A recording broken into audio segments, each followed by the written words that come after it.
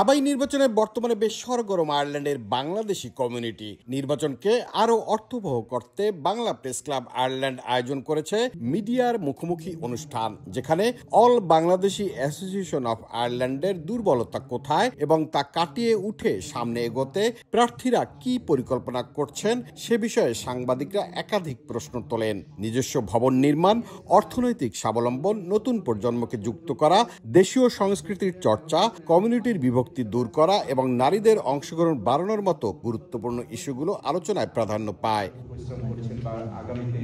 জাতীয় সঙ্গীত দিয়ে শুরু হয় অনুষ্ঠানটি।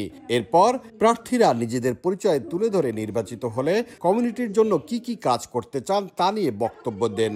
অনুষ্ঠানের শেষ পর্যায়ে 3 সভাপতি প্রার্থী সাংবাদিকদের বিভিন্ন প্রশ্নের উত্তর দেন। তারা বলেন, পরাজয় হলেও কমিউনিটির প্রয়োজনে ডাক পড়লে সাড়া দিয়ে কাজ করে যাবেন। কমিউনিটিকে শক্তিশালী করতে ঐক্যের বিকল্প নেই বলেও তারা একমত হন।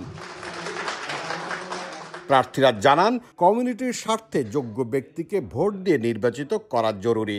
সুন্দর নির্বাচনের মাধ্যমে একটি শক্তিশালী আবাই কমিটি নির্বাচিত হবে এবং সেই নির্বাচিত কমিটি একটি ঐক্যবদ্ধ বাংলাদেশি সমাজ গঠনে ভূমিকা রাখবেন। মূল উদ্দেশ্য থাকবে যে আমাদের মধ্যে নিজেদের ঐক্য এস্টাবলিশ করা। ঐক্য এস্টাবলিশ না করা পর্যন্ত আমাদের মধ্যে সম্পৃক্তি বন্ধনটা বাড়বে না। আমরা আশা করি আমাদের বাঙালি কমিটি এই ঐক্য ধরে রাখবো এবং সবাই ঐক্য নিয়ে ভবিষ্যতে কাজ করব বলে আশা করছি। এখানে কোনো কাদা ছোড়াছুড়ি করবেন না এবং আপনারা যদি মনে করেন আমি যোগ্য, প্লিজ দয়া করে আমাকে 23 তারিখে ভোট দিবেন।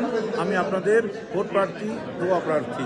অনুষ্ঠান শেষে প্রার্থীরা জানান তাদের নিজেদের মধ্যে দারুণ সম্পর্ক রয়েছে, সেই সম্পর্ক যেন সমর্থকদের মাঝেও বজায় থাকে সেই আহ্বানও তাদের। মিডিয়ার মুখোমুখিতে আজ সকল প্রার্থীরা সবাই ঐক্যবদ্ধ হয়েছে, কমিউনিটিতে থাকবে না কোনো বিভক্তি। এ কথাই যেন প্রতিফলন ঘটে আগামী নির্বাচনের পরে। সবাই মিলে একই ছাতার নিচে বসবাসী হোক আগামী আবাই। আয়ারল্যান্ডের ডাবলিন থেকে সৈয়দ জুয়েল, সময় সংবাদ।